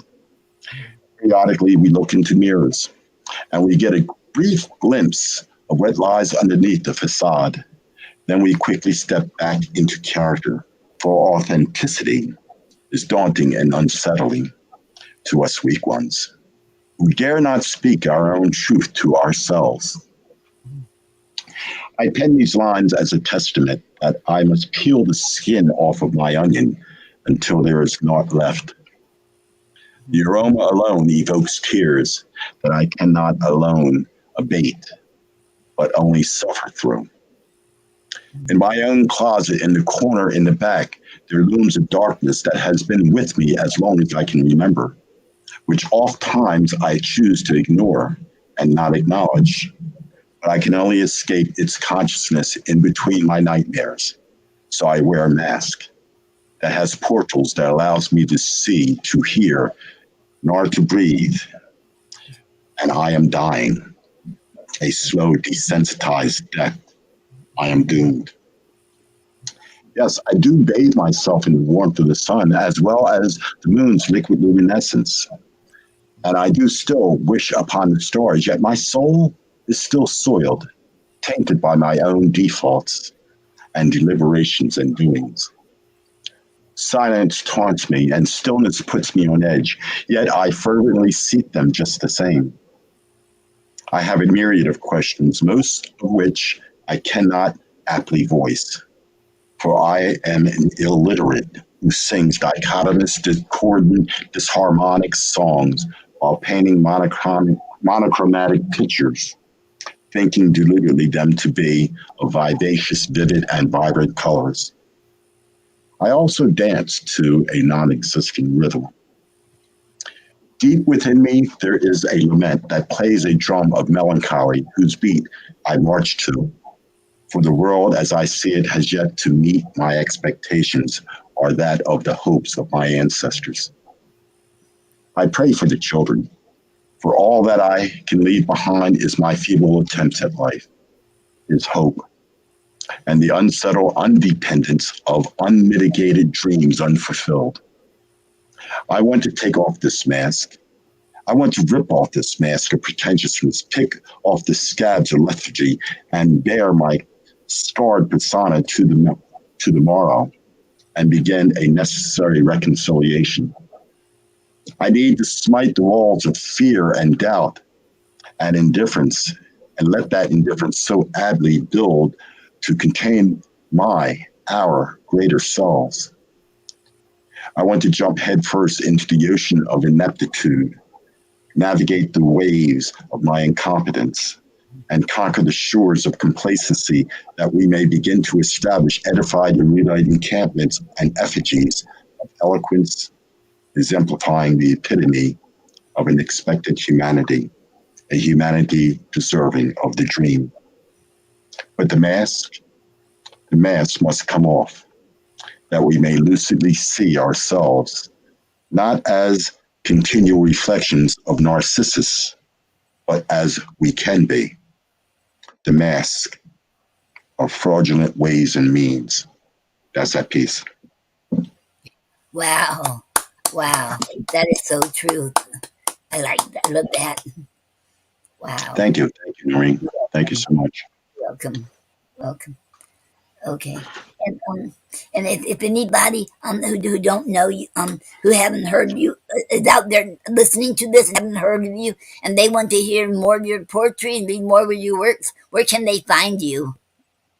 Besides Facebook, as William S. Peters Sr., because I post a lot, but I'm also an activist, so I post a lot of other stuff. Okay, but my website is www.iamjustbill.com. www.iamjustbill.com. And of course, our publishing site for all our authors is innerchildpress.com, www.innerchildpress.com. And if you search Inner Child or my name across Facebook, you'll find out we have many, many presences, that you can participate in, whether it's reading or listening. And we welcome, new voices. We welcome perspective. We welcome everything, you know. I was going to say accept hate and that kind of stuff, but that needs to be addressed too. But at any rate, you know, that's who I is and where I be. Yes. To Noreen, she knows where I'm at all the time. Yeah. Yeah. Yeah. And I would like to, for being a guest, I want to send you a small token for being a guest. And do I mail it to you on the same address as the address you put on there for the books? Well, yeah, that is my address. I guess I'll private message you my address. But Okay. Okay. Okay. Okay. okay. Okay. Okay. And does anyone before he goes? Does anyone else has any questions? Mm-hmm. Mm-hmm. Oh, I want to say something, but don't, I know I see everybody's comments, and I'm sorry if I'm not, commenting because I was trying to listen to him. I see everybody on here from, YouTube and Facebook, and I want to thank you all. I'll mention everybody's name. It won't take long. I'll go from the top. Okay, thank you, oh boy, drama. Thank you, Doreen Brunner. Thank you, Robert Ma. Thank you, Elizabeth Esquera Castillo. And thank you, Richard Huggendobler. Um, okay, and thank you, Robert. Wait, I already said him, Robert Ma. Um, okay, Robbie's, and thank you, Robbie's Multimedia Poetry. And thank you, Facebook user. And there's That's right.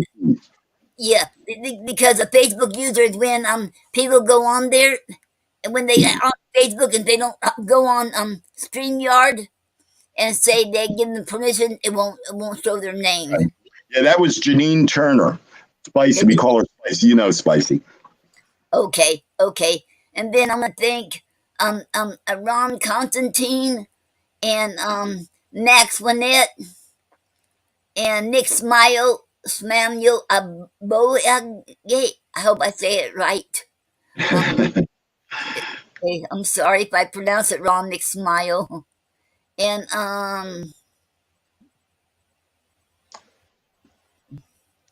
Well, I just want to thank everybody that took time out of their lives to attend. I'm honored, that you took time to be with us tonight. mhm, You know, yes, thank you, thank you, okay. and of course, thank you, Noreen, Mhm, for the service that you provide to the poetry community. For inviting me to be your guest on your inaugural show, which is yes. really quite an honor. You know, and if anybody ever has any questions or is there any way I can help them with their poetry or their publishing or whatever, just drop me a line, and I'm there. I'm a servant, I'm stuck, you know. So There we go. Okay, and thank you so much. And I feel like, well, I couldn't. If you told me I could do something like this years ago, I would say no, because I used to be. Nobody will ever know it. I used to be very very shy. I did not even hardly talk at all at one point. And Really? somebody told me, yep, I wouldn't hardly talk at all. And somebody said, well, you're going to be like me one day. And somebody told me that, and her name was Diane. I said, no, I won't, because she was a talkative. I said, no, no, no, no. And now, if somebody gets to know me, I can talk. And I thought I'd never be like that. But she was right, I can. But if I don't know somebody and I'm around somebody I don't know, then I'll shut up. I won't talk. Yeah. But Well, you know what? The funny thing is about life, backing off that, more people need to not talk as much, and more people need to talk. yes. That's the oxymoron of life. Yes. There are so many people that need to just shut up. And I can think of it, well, without being political. And there are more people that need to share their ideas and their hearts and their spirits and souls with the world. You know, we need more outspoken people. Yes. Yes. We sure do. And if I can do it, anybody else can. If I can do it, because I never thought I could do something like that. Yeah. Yeah. So I'm proud of me. I hope that's not being too. Proud of you too, Noreen. Okay. Thank you, Bill. I hope that's not being. What's the word? For Egocentric, someone that I'm proud of me. I hope that's not being too. Um. Uh. egocentric or self-centered. Okay. Yeah, that's a word. Yeah. I hope I'm not being like that. I should. Didn't think I could do something like that. Well, we love you anyway. Okay. Thank you, Bill. Okay. Okay. Okay. And Thank you. okay. And then we're gonna have this next month, May the 31st, on the last Tuesday. And our next guest will be Craig Kirkland, aka Great Amadia. Okay. Okay. It'll be the same time, 7 o'clock. And I want to thank everybody. And there's some more I did not mention. Jennifer Bastillo, Mel, Spicy, um, Spicy, and Melvin Johnson, and anyone else I missed. I apologize. I don't mean to, because I mean to get everybody's. So I just want to thank everybody for showing up here and joining and listening to it. Listening. Okay, and thank you, Bill, for coming on here. Thank you, Noreen.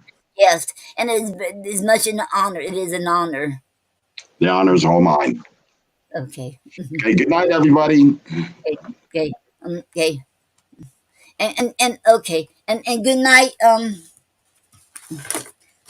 Good night, everyone. And I'm gonna play an outro before we go. Is it outro? Let me find it here. I made an outro for the ending of it. It's only Okay. about 52 seconds. Wait, I think. Where does it go? Um, Outro. Um, yeah, right here it is. Okay. Mhm.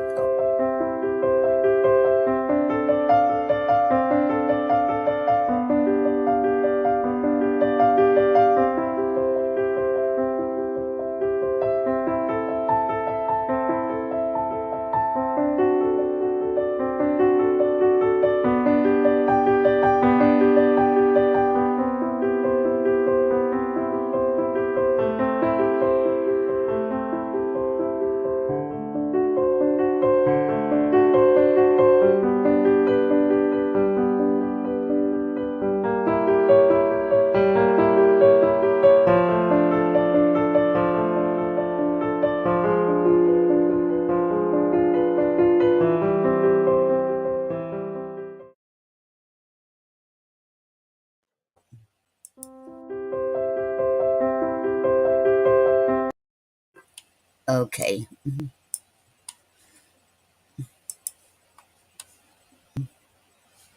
Okay. Good night, everyone. And y'all have a good night. And I'll see y'all. I'm on here next month. next month, May the 31st, with Craig Kirkland.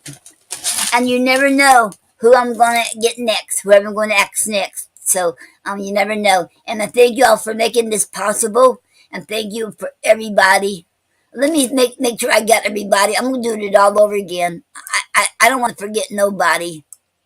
I'm going through all of this. Okay. Thank you, Oh Boy Drama, Doreen Brunner, Robert Ma, Elizabeth Esquera Castillo, Richard Huggendobler, Robbie's multimedia poetry, um, all the Facebook users, Elizabeth, I already said her name, didn't I? Yep, I said her name. And Ron Constantine, Naxwanet A Poetess, Nick Smile, Samuel Abo Agay, um, uh,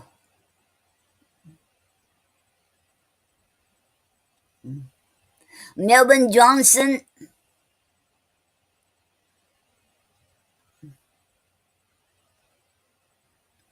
Jennifer Bastido,